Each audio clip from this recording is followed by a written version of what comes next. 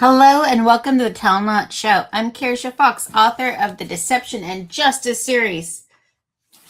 And I'm so excited to introduce you to my guest tonight. We have Kristine Jensen, who's a lifelong writer of scripts, screenplays, and storytelling for brands and organizations. She has spent her career shaping narratives, crafting voices, and distilling complex ideas into language that connects with its audience. Kristine, welcome. Can you tell me about your writing journey? What got you started and how's it going? Sure. First of all, thanks so much for having me on. I really appreciate it. I really appreciate what you're doing with this show. Um, I guess my writing journey started, I don't know, when I was really little. As most of us writers, we just write because we're word people. So we're writing, poems in trees when we're 8 years old, and we're writing the rhyming clues for Easter egg hunts. And I would say I started as a professional writer after college. I graduated with a degree in film and video production. So I started writing scripts for documentaries and corporate videos and that kind of thing. And I guess that wasn't enough. So I had to write things that I wanted to write. And I wrote a few screenplays. I dabbled in poetry, for which I was really bad. And then a few years back, I thought that I would challenge the format of a novel, which seemed incredibly daunting and terrifying, and kind of made me want to do it more.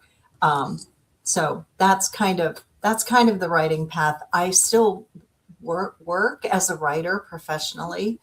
I'm a copywriter for a high-tech company, so I do a lot of writing. One would think that I would be really sick of it, but I'm not. I love it.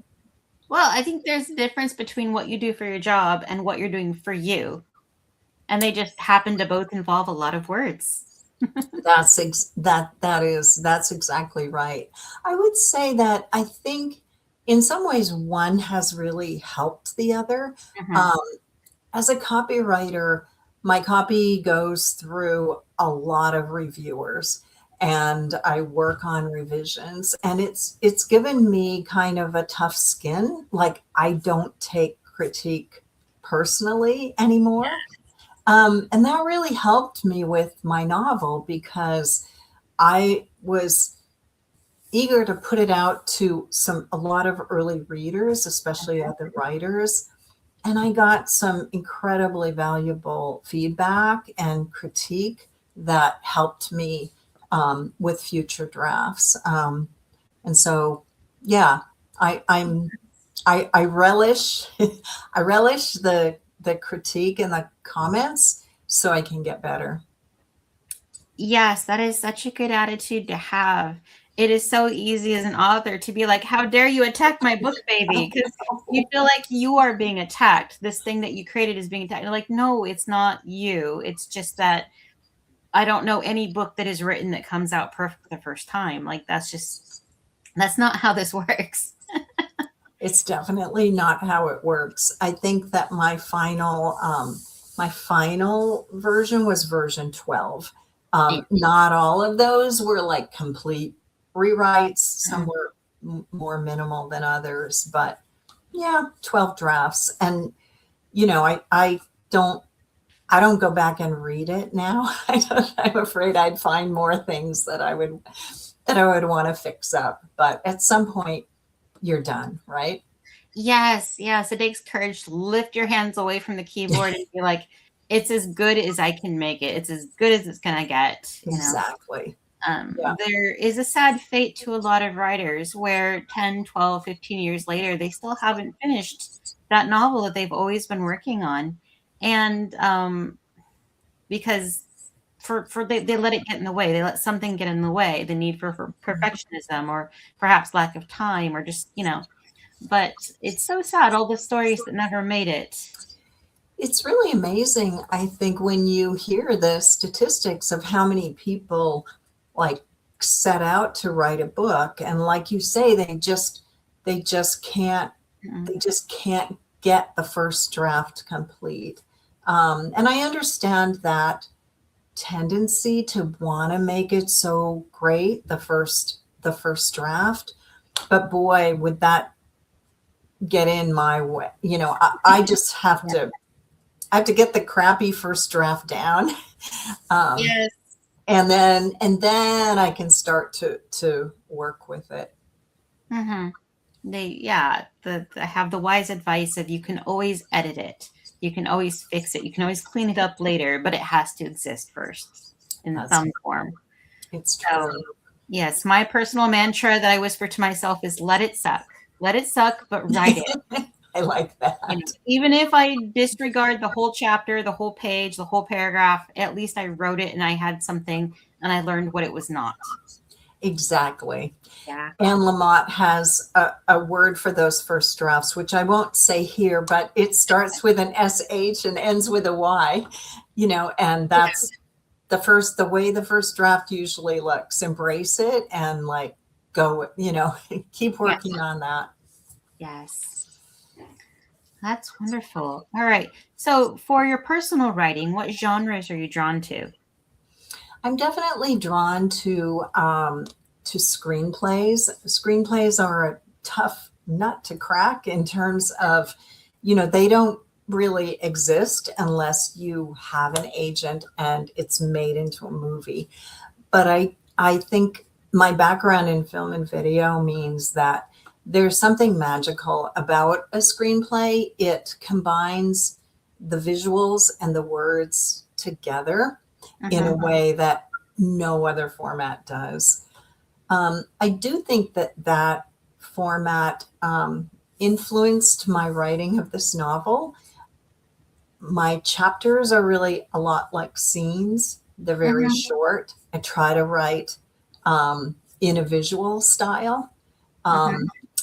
And I'm beginning to love the novel as well, even though, boy, it's a big, I don't think people realize how much work goes into a novel, but nobody, or some people do. Yeah. And they're like, what? How could you possibly do that? It felt incredibly daunting to me in the beginning, just not just the sheer length, but the complications of having a story arc that would keep readers engaged from beginning to end. And in my case, I didn't do something. I started with probably the most difficult thing to do, which is multiple points of view. Yes. And characters, each with their own story arc. So, I don't think next time around, if I could go back, I wouldn't do it that way, because it made it really complicated. It makes it very complicated, very fast. Coming from someone who fell into that exact same trap, I had way too many characters who were very interesting, and they had a lot to say, and they had their own part to play in the story. But goodness, after they've all got done talking, there's 50 pages in, and it's very hard to keep the word count at it's very hard to keep the word count down when you have too many point of views. It really is. It was challenging for me because the story, although it has a protagonist, it's about a club of women, right? So it wasn't really going to work to just have 3 or 4 character. It needed to be a club. My grandmother's Wednesday Club, the real club, which inspired this story, had between 20 and 30 members in it. So I knew I couldn't really do anything like that if those characters were going to be at all minimal. So I got it down to 6, which is still a lot of points of view. And I really worried, will writers be able to keep up and keep track of the characters? And to my relief, it seems like they are. You have to really work at it. Each Um, voice has to be their own voice, their own story. Otherwise, partway through the book, the reader is like, wait, who was this person again? Oh, wait, which person was that with this person? The names have to be exactly. very different. The stories have to be different, like enough that you can differentiate and follow along. It's very true. Hmm. And I didn't want, we've all read books that have a character list in the beginning, which is a little bit like, uh-oh, right? As readers, I think It's daunting, isn't it? it's daunting and scary. And you're like, uh-oh, if I'm going to need to keep referring back. And so that was my goal, was to not have to have a character list. And a couple of my early drafts had it, but they're daunting, and I didn't want to have to do that. Mm-hmm. What's funny for me is the list of how to pronounce each character's name, which can be common if you're writing like more foreign sounding names or fantasy names. A few times I've gotten to the back of the book and there's the pronunciation guide. I'm like, oh, that would have been handy at the beginning of the book. I didn't even know this was back here. Right, for sure. Or characters, where the story is set in another country, Yes. And they don't have that pronunciation. I can remember going to book club and discussing books like that with characters, and none of us knew how to pronounce the name. Yeah. There are even a couple of names in Wednesday Club, because the book is set in 1963 in rural South Dakota, and there were names that were more common then that you just don't really hear anymore. So I do have a Batilda in Wednesday Club, and I have an Atola, and I've had some people say, how do you pronounce Batilda?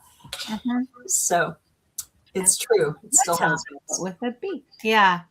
No, I love stumbling on those old names. There's some kind of magic to them, I feel like. You can find some real gems, and people read that and go, oh, that's such a lovely name. Wherever did you find that? Yeah. Exactly. My protagonist is named Ivy, and you do hear it a little bit more than you used to. But I just fell in love with that name, and once I gave her that name, was like, yeah, she is definitely an Ivy. I did change a couple of the characters' names, for the very reason that you mentioned, which is when you have multiple characters, you have to make sure that the names aren't too similar as well, because then it can become confusing. Yeah, historical fiction can be pretty tricky that way, because real life we name kids whatever, and it doesn't matter if there's already 3 Marys in the family. You're gonna here's another. Yeah, it's true. Mm-hmm. It's really true. Awesome, wonderful. Can you tell me a little bit about your writing process? How do you go from idea to finished draft? I'm definitely a planner, an outliner. It's just kind of the way my brain works. I need to at least have a pretty good idea of where I'm going.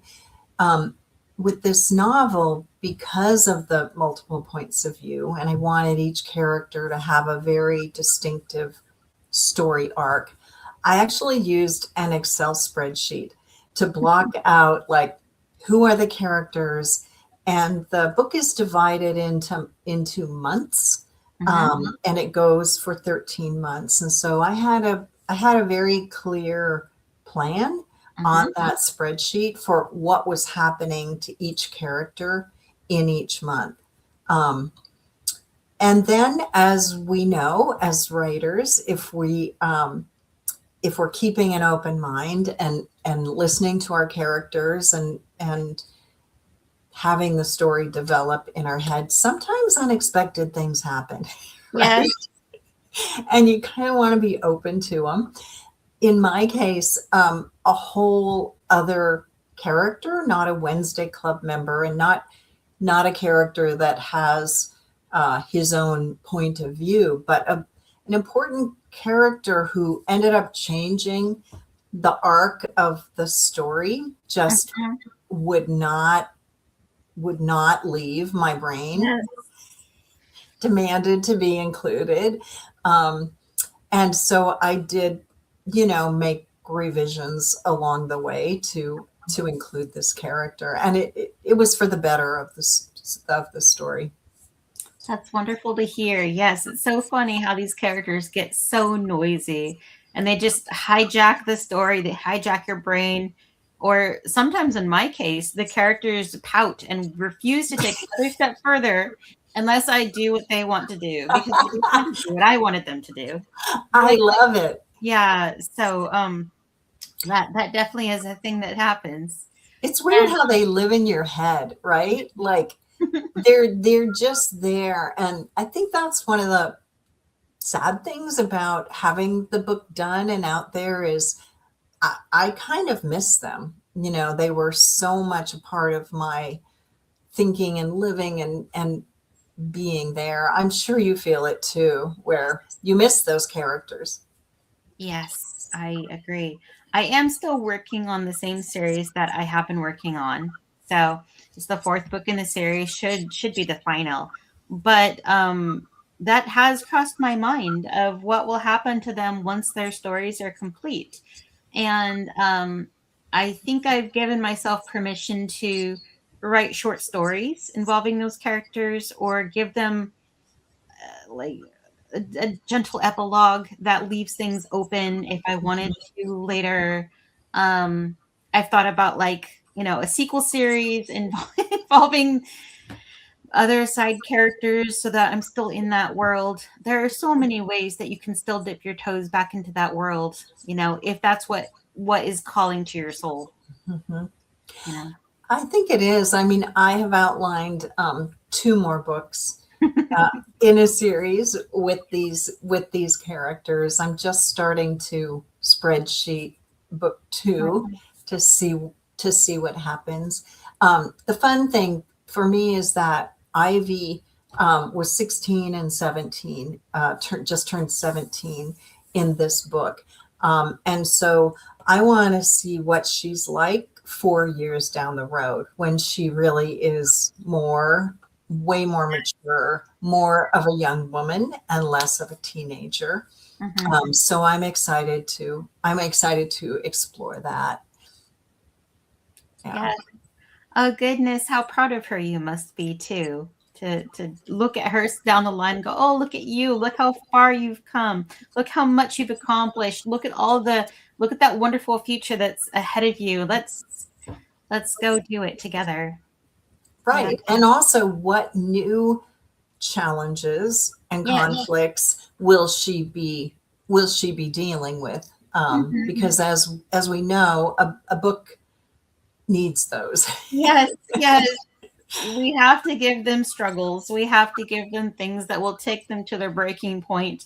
Otherwise, what's the point of it all? What's the point of the journey? It's true.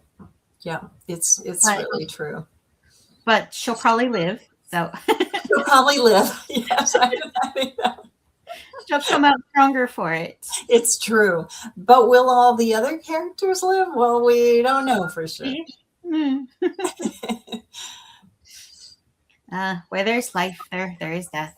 So Yeah, for sure. it's just another thing that we have to deal with. But it makes our characters relatable. It's So true. yes. Um, It's, but we're still very proud of them. yes, We're coming. it's true. I guess they become, like family or Mhm. children in that way. For you, what is the most important part of writing? Mm. You know, when I was writing the story, the most important part for me was having a creative outlet Mhm. and feeling that I was creating a story that resonated for me, that I loved, that I could create, that I could be proud that I could write a novel.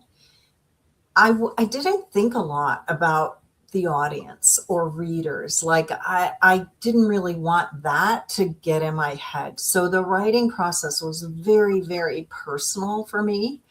Um, and I didn't have an agent asking for the book. I didn't, it was really, really just for me. So I think the thing that's been most surprising and really gratifying in a way is how readers are responding to it and telling me what resonated for them or what they remember or what they loved about small town life or farm life, or how, they remember their grandmother making that same ridiculous green salad with walnuts and, and green olives, just a lot of things like that. And I didn't know it would be that much fun hearing from readers. Like I had no idea about that part of it. I wasn't thinking so much about readers, but that part's been really fun. How special is that, though? Yes, I agree that the best part of being an author is hearing from the readers to learn what your story meant to them, especially if they're like, oh, it made me cry. And you're like, oh, gosh, that's better than a trophy. It's so true. And it's really humbled me, and I think it's kind of changed my behavior some too, because you read these amazing books and you never think to write to the author, right? Or even to necessarily leave a review or reach out in any way. And yet you're like, it's really important. So I've been trying to do that more often. Leave a little review on Goodreads, even if it's super short, or make sure that the books that I've read that friends or acquaintances have read, that I reach out to them or leave a review on Amazon, because boy, it's just so important. And like you said, it really means everything to the writer after they're done. It does. Yeah, no. And the availability to actually do that is so much greater than it used to be. When I was young, the only way to do that was snail mail. And, that was Yeah. easy to find an address for them. And then, yes, so it was really tricky. Now, all of our favorite authors are on social media, or, it's so easy. It is so easy to just make someone's day by telling them what your book meant to you. Yep. It is so true. Yeah. And it's also true that,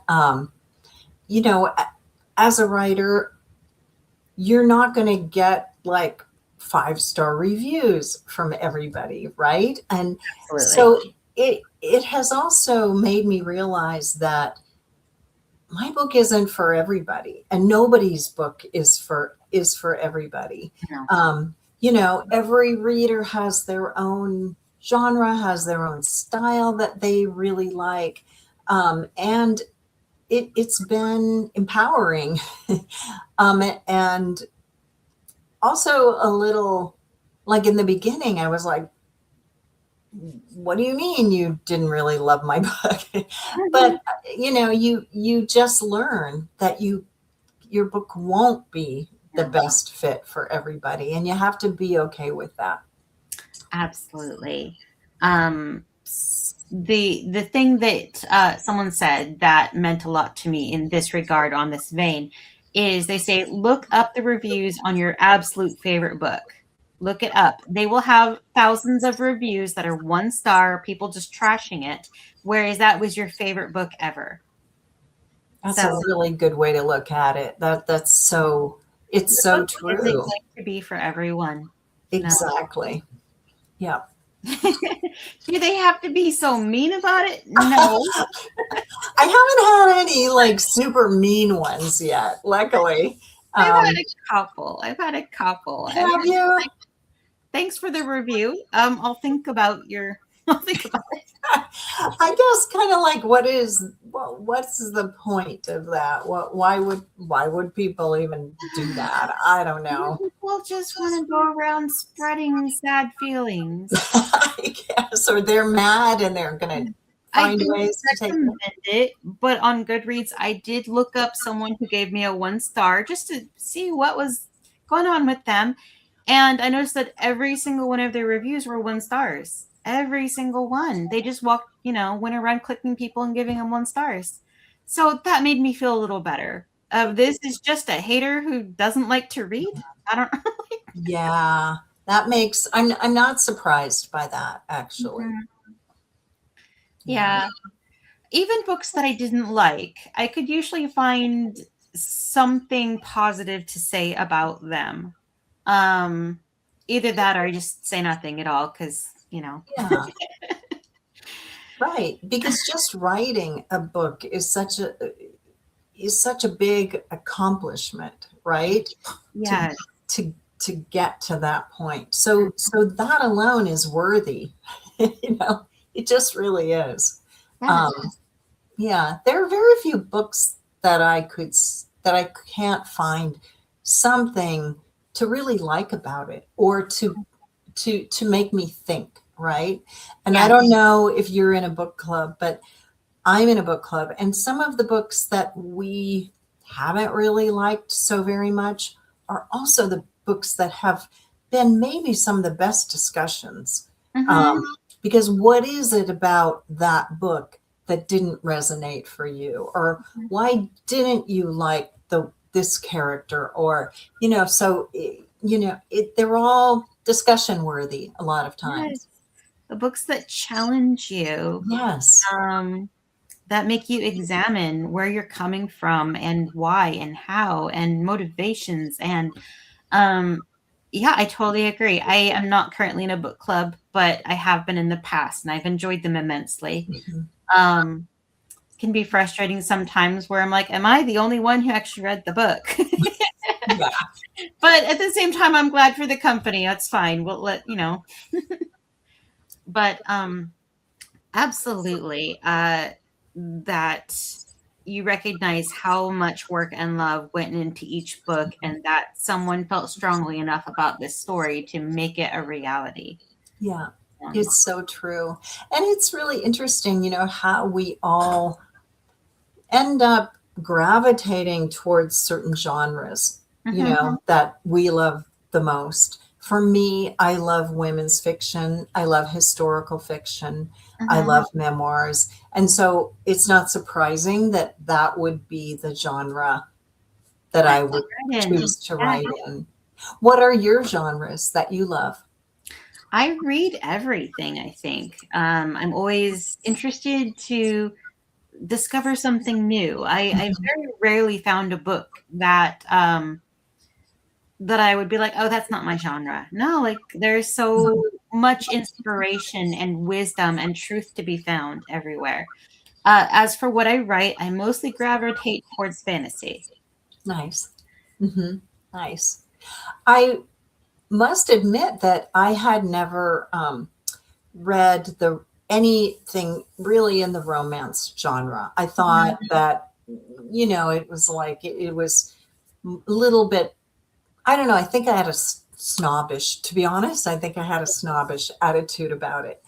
And some of my coworkers who are, they're professional women and they're educated, they're smart, and they love the romance genre. And so it made me really so curious. And some of them loaned me some of the more. They said, try these because Mhm. this is a great way to get introduced to the modern romance genre.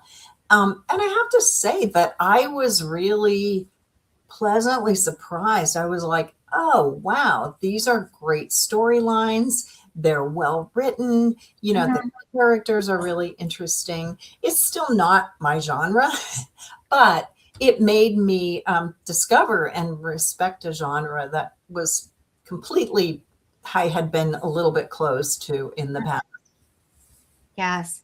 Well, it's interesting to remember that the romance genre is female dominated. And Yes. as we know, anything that's female dominated tends to get a bit dumped on and loses a lot of respect within the community, um, for that reason alone, I think. And Yeah. then also because romance is such a broad spectrum, there's everything from very sweet romance of, oh, we kissed once and we held hands, Yes. and then there's the gratuitous, The more raunchy. Yeah. gratuitous raunchy, just for the sake of seeing how far you can take it. There's such a Exactly.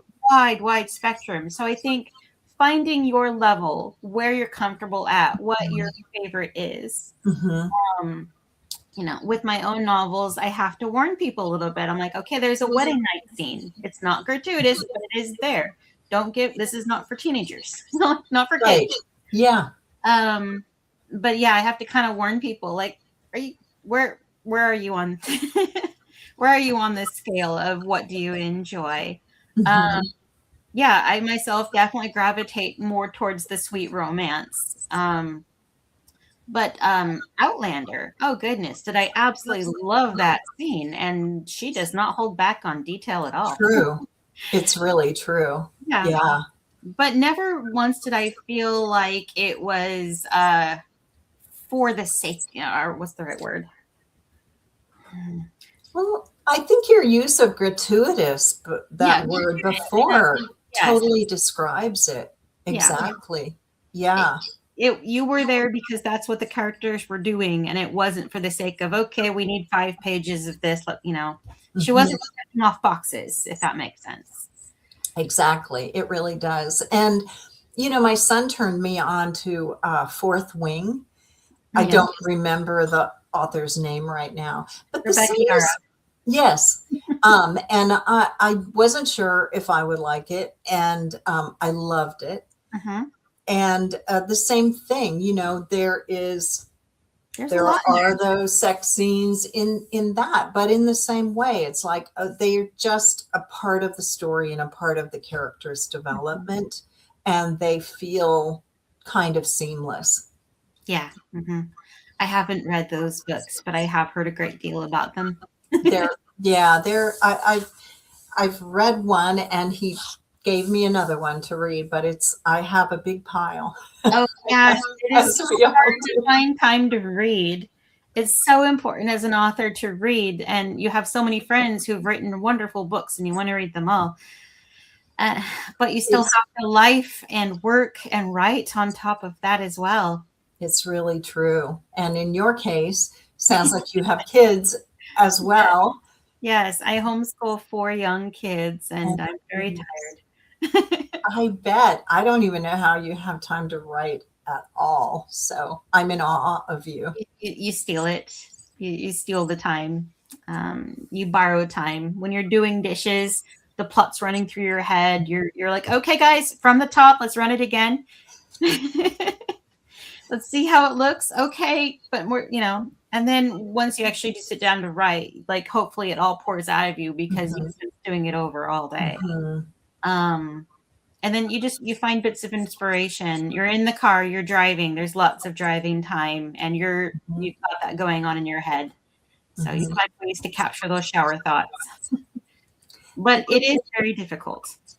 My hat goes off to you because I really I do know how you do it, Mhm. and I do understand how challenging it is. So bravo to you.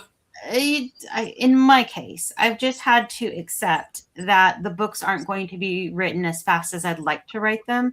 I would love to be rapid release. I would love to spend several hours a day writing, and it's not where I'm at right now in this Mhm, season of life. Maybe later. Um, but it also, writing is important to do for me. mhm. This is the one thing that I do for me, and so I can't let that go of I can't let it go. It's so very important to find time for you when you It spend your whole life serving others. It's so true. It's really true. In my case, after a while, I learned that because I'm a morning person, I figured out that really the best, most creative time in my day is first thing in the morning. And so after a while, I kind of got selfish about that and got up early and did my writing early in the morning before I had to go to work and write more. And because I felt that that was my best time, and why not why not give myself that best time in the project that I really wanted to work on. Hopefully I was still, hopefully I'm still good in those other hours. I think I am. But there's something really satisfying about saying, okay, I gave myself my best time first thing in the morning. Yes. And what a wonderful way to start your day, with a cup of something warm and over your computer and just, yeah, that's a Totally. wonderful way to do that. Yeah. Is that still the case where you do most of your personal writing in the morning? It is definitely still the case.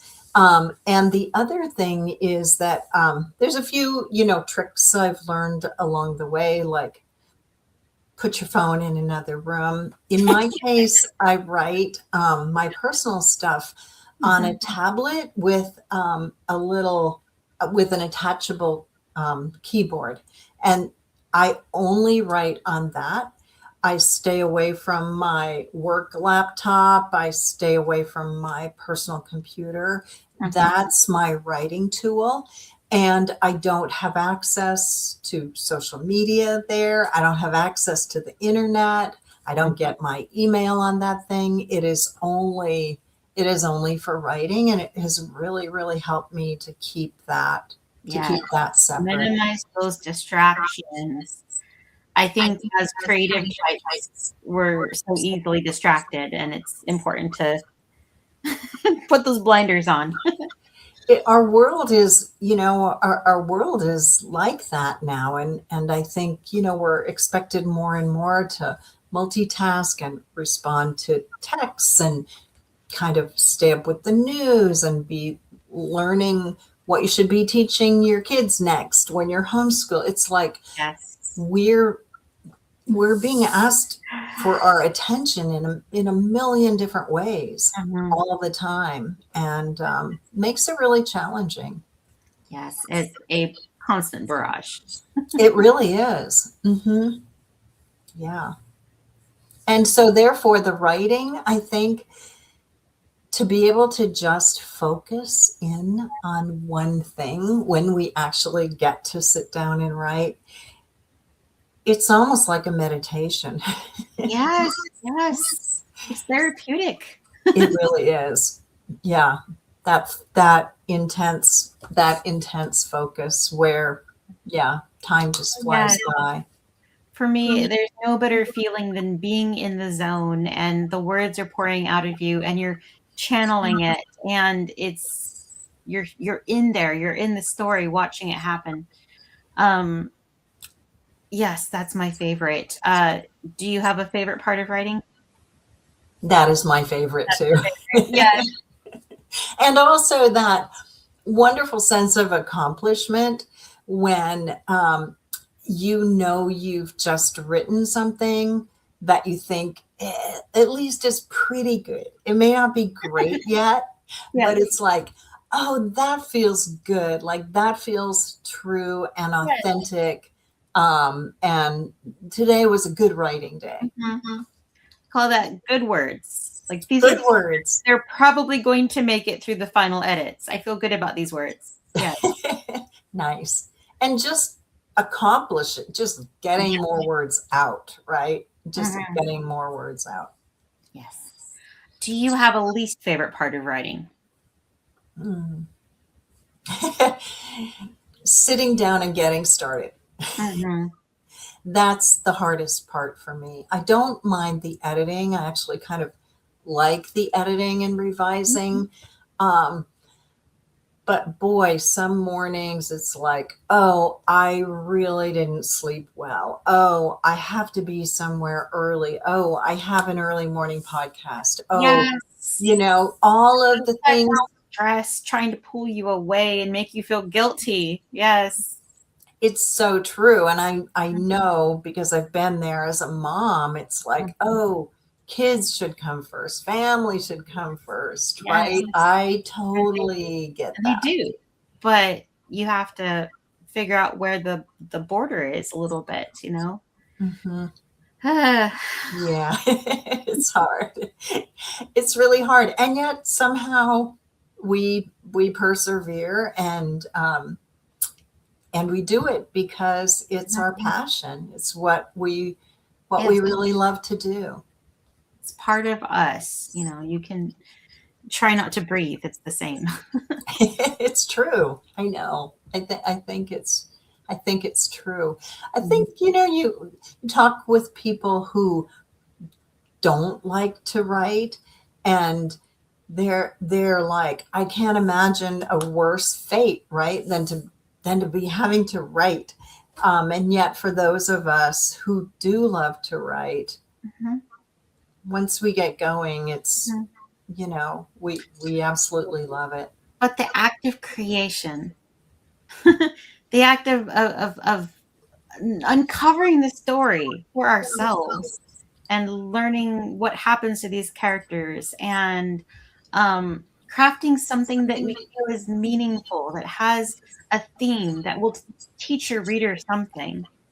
No, it's my favorite thing. I think it is like a universal, whether you write, whether you paint, Mhm. whether you garden, whether you bake and cook.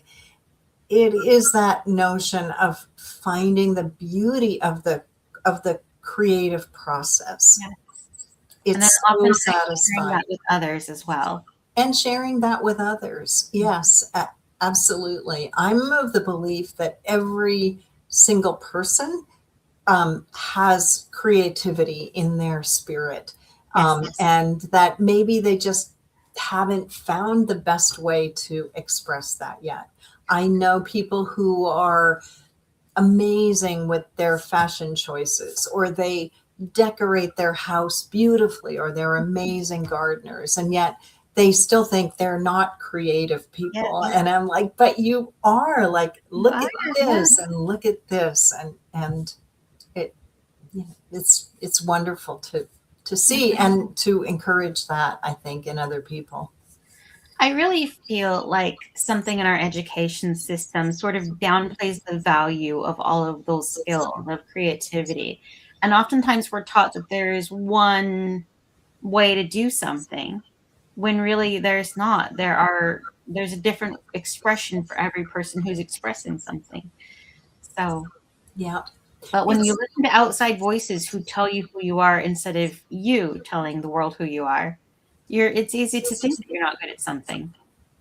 or to think that maybe because those professions or avocations um, aren't as rewarded financially, that therefore they have less value. But you and I know that isn't the case, that they add so much to our culture. Yes, We need these expressions of creativity we need more than ever, maybe. that. And musicians, same Mhm. thing in this. The world needs our creativity. It really does. It really does. Um, yes, the music, the art, the shows, the books. We need these. Yes, we need them, and our children need them. They do. All right. What would you say has been your most significant writing victory so far? I would say just finishing the novel, Mhm, publishing it, and and hearing from readers. mhm. Um, that's That first book. Yes. a first book. Yeah, there must be something about a first book. I hope that it doesn't go away with the second and third book, but I imagine that the first book is extra special. It is. It is. I love that answer. Okay. Have you ever been given writing advice that you just hate? Like it did not work for you at all? Early on, when I was trying to find an agent, I heard from some agents that I had too many points of view and that I should narrow it down to two or three. And I considered it, thought a lot about it. At one point, I think it was draft 4, I hired a developmental editor because I thought, I don't know how to cut down the characters. I don't know how to make a club with 3 people or 4 people. So I hired her, and it was really encouraging because she came back and she said, the way you have all of their story arcs woven together, who they are, how individual they are. She was like, I don't agree with that advice. And I don't even know how you could do that at this point. Yeah. It just wouldn't be the same story. Mhm. And it was so gratifying for me. And it was a big reason that I, after a year of querying, decided I don't think I'm going to get an agent because they all believe this sort of formula that you can't have 6 points of view. But I'm not believing that. And so I'm gonna self-publish because I believe that this is the right way. So yeah, I think that's the advice that I considered, but I in the end didn't take.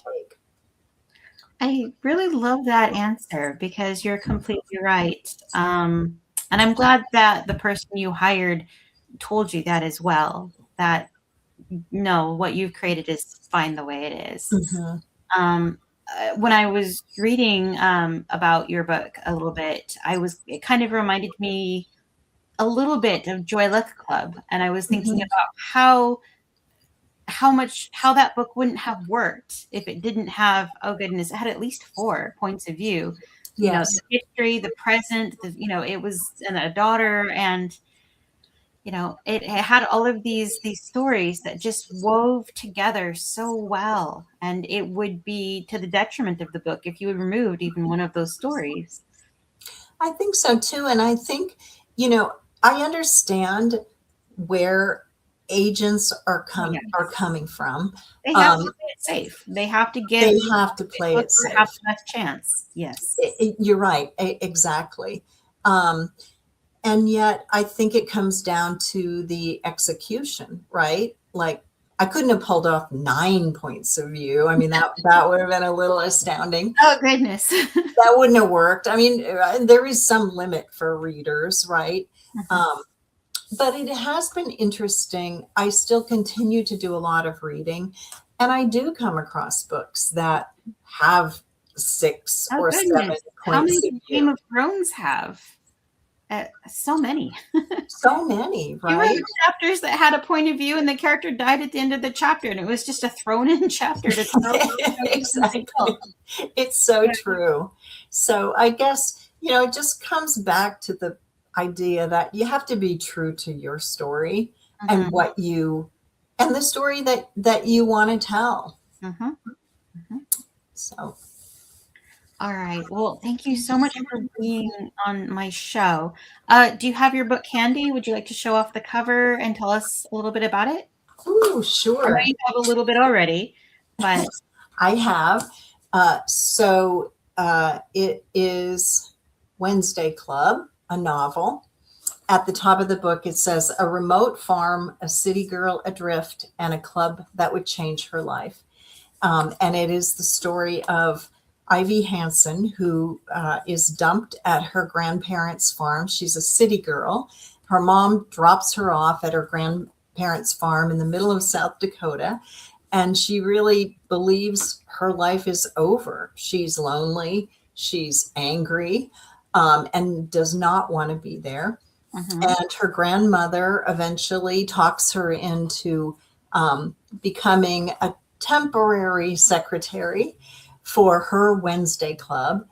And it is eventually the women in the Wednesday Club who help Ivy to find a sense of home, especially when she discovers a family secret that is pretty devastating.